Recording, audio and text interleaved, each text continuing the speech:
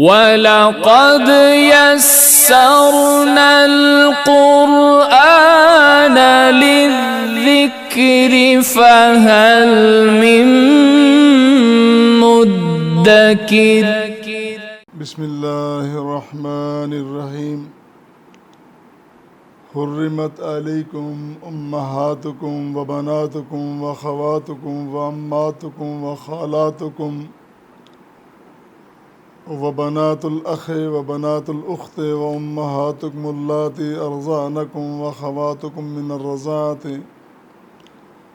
وأمهات نسائكم وربائبكم اللاتي في حجوركم من نسائكم اللاتي دخلتم بهن فإن لم تكونوا دخلتم بهن فلا جناح عليكم وحلائل أبنائكم الذين من أصلابكم وأن تجمعوا بين الأختين إلا ما قد سلف إن الله كان غفورا رحيما صدق اللہ العظیم و صدق رسولہ النبی الکریم۔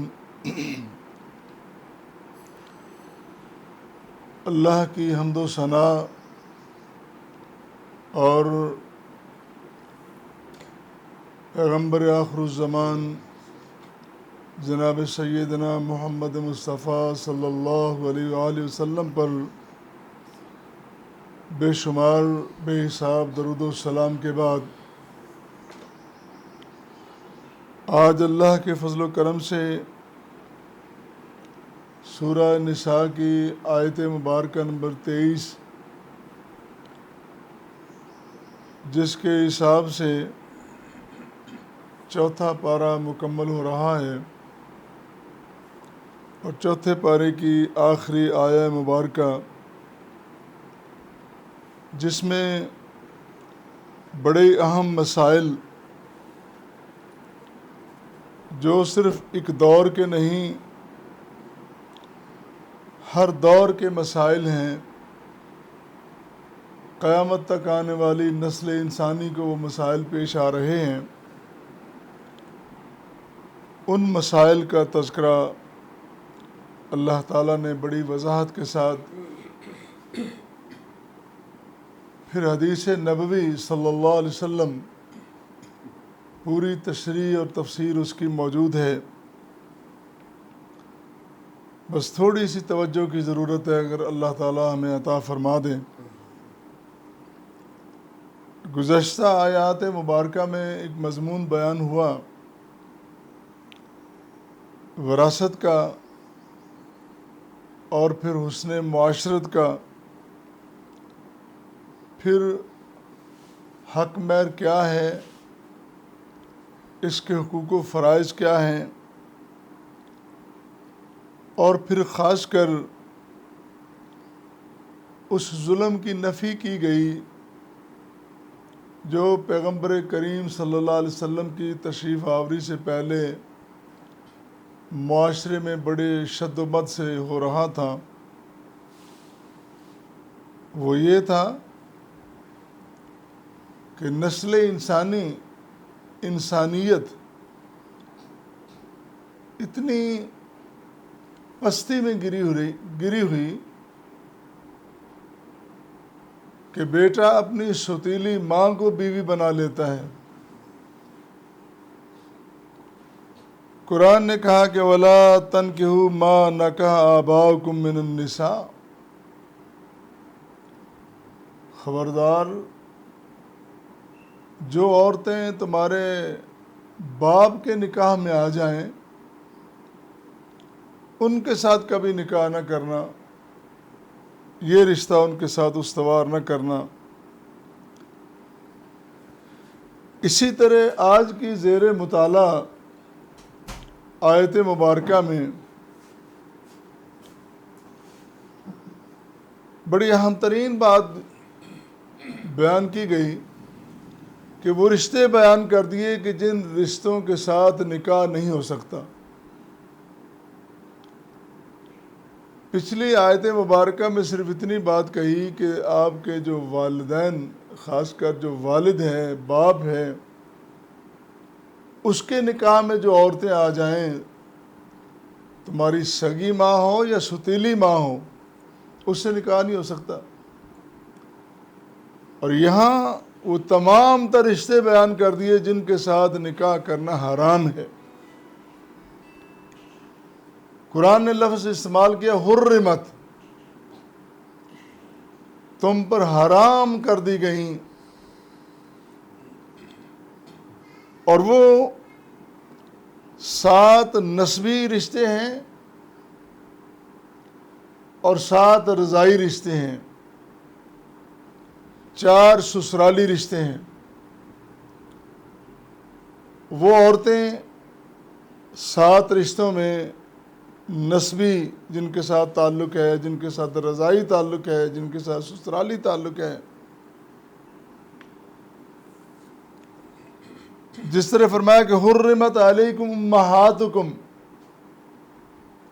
سب سے پہلے ماں کا ذکر کیا۔ سیاق و سباق بھی بتا رہا ہے، پیچھے بھی بیان کیا گیا، ماں سگی ہو یا ستیلی، پھر ایک ماں نہیں، ساس بھی ماں ہے، جنم دینے والی بھی ماں ہے۔ باپ کے نکاح میں جتنی خواتین آ گئیں، 2 ہیں، 3 ہیں، 4 ہیں، پہلے تو 4 سے بھی زیادہ 10 20 خواتین رکھی ہوئی، اسلام نے ایک حد مقرر کر دی اور اس کے ضابطے، اس کے قاعدے مقرر کر دیے۔ جو نسبی رشتے ہیں، جن کو ہم خون کے رشتے کہتے ہیں، ان میں ماں، بیٹی، بہن، پھوپھی، خالہ، بھتیجی اور بھانجی، باقاعدہ قرآن میں ذکر ان کا نام لے لے کے۔ اور اسی طرح جس کے ساتھ دودھ پیا، والدہ کا دودھ سارے بچے پیتے ہیں، وہاں یہ رواج تھا بچے کی صحت افزائی کے لیے، زچہ کی خیریت کے لیے، اس کی صحت مندی کے لیے شہر کی آب و ہوا سے باہر بچوں کو بھیجا جاتا۔ جس طرح بہت بڑی مثال موجود ہے، سید ولد آدم، سید کائنات، امام کائنات جناب محمد مصطفیٰ صلی اللہ علیہ وآلہ وسلم،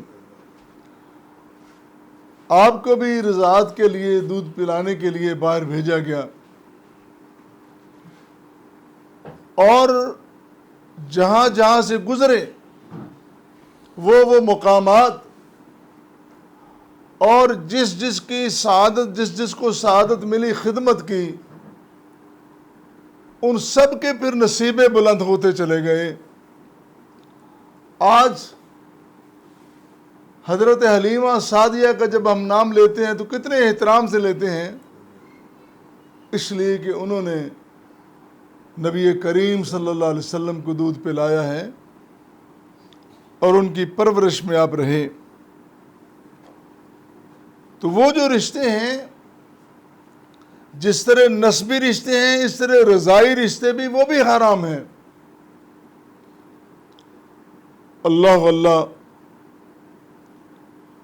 اس کے بارے میں امام طبری نے اور دوسرے مفسرین نے بالخصوص حضرت عبداللہ بن عباس کی روایت کا تذکرہ کیا ہے، جنہوں نے واضح طور پر کہا کہ 7 نسبی، رضائی اور سسرالی یہ رشتے ہیں جو حرام قرار دے دیے گئے۔ اور پھر ایک اور بات، ان ناموں کا تو ذکر ہوا ہے، امہاتکم و بناتکم و خواتکم۔ اب ماں ہے، ماں کے بعد نانی، والدہ کے بعد باپ کی والدہ جو دادی ہیں، یہ رشتے، اسی طرح نیچے کے جتنے رشتے ہیں وہ بھی حرام ہیں. مثلا نواسی ہے، پوتی ہے، یہ خود بخود آٹومیٹیکلی یہ تمام تر رشتے مقدس اور نکاح کے لیے حرام قرار دے دیے گئے. اور ان رشتوں کا تذکرہ کرتے ہوئے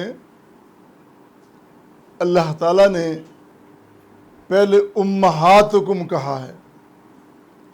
امہات جمع ان کی، ان کے میں نے ماں، اس کا معنی اصل، جڑ، بنیاد. نسل انسانی کی بنیاد ہی یہی ہے، خاندان کی بنیاد ہی یہی ہے. اور یقین مانیے جس گھر میں، جس خاندان میں عورت اچھی نیک بخت ہے، تہذیب والی ہے،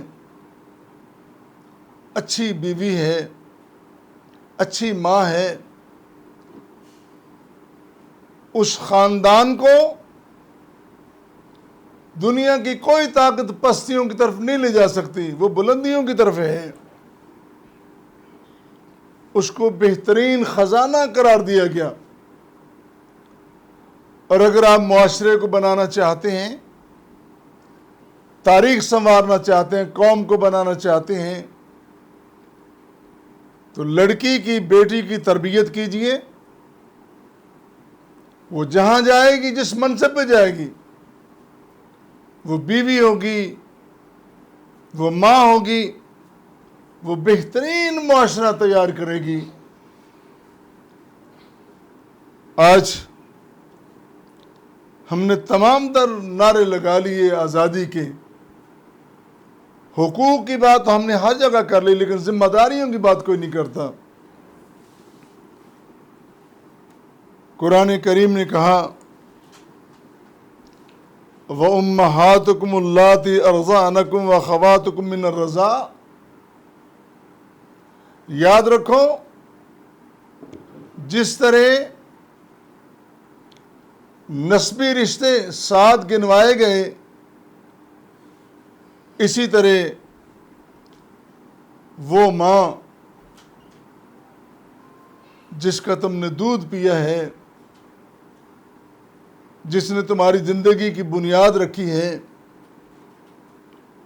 وہ بھی انتہائی مقدس و محترم ہے، اور نکاح کے لیے اس کو حرام قرار دیا گیا.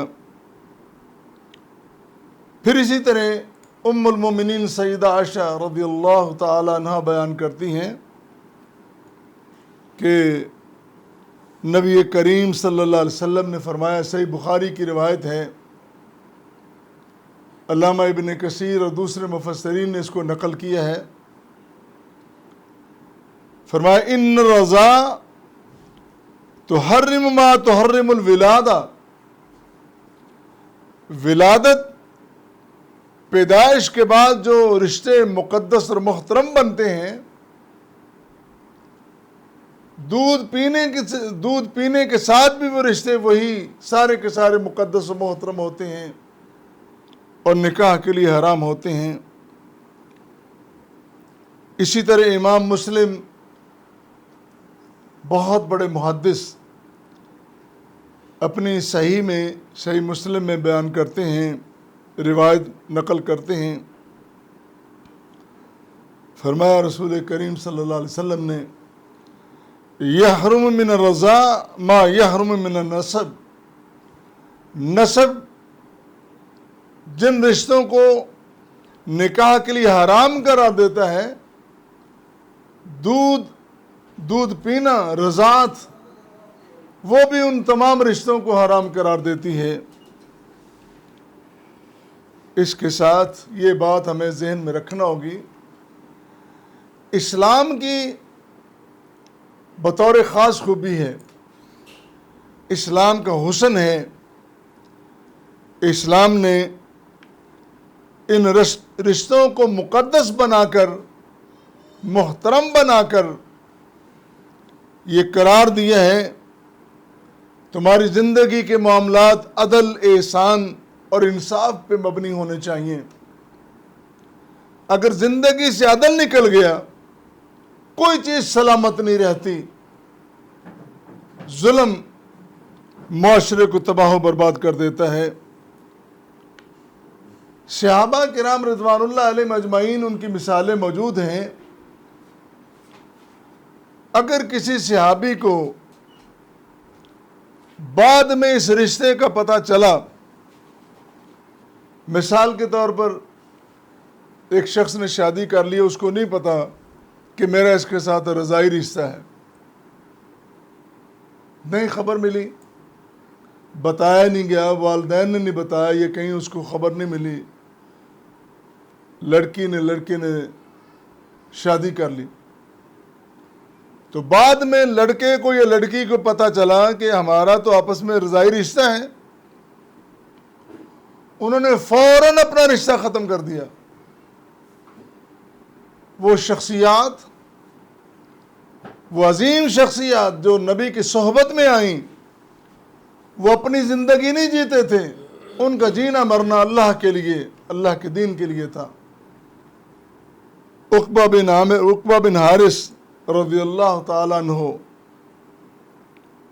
ان کو بتایا گیا کہ تیری بیوی اور تو دونوں نے میرا دودھ پیا ہے۔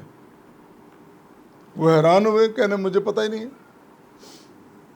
وہ نبی کریم صلی اللہ علیہ وسلم کی خدمت میں حاضر ہوئے۔ آپ نے فرمایا اگر وہ شہادت دے رہی ہے پھر تیری بیوی تجھ پہ حرام ہے۔ اور یہ سنتے ہی انہوں نے چھوڑ دیا، ضد نہیں، ایک بات پہ اڑنا نہیں کہ اڑ گیا ضد کر لی، ایسی بات نہیں ہے۔ انہوں نے وہیں پہ اپنا قبلہ کعبہ، اپنا راستہ متعین کر لیا، درست کر لیا۔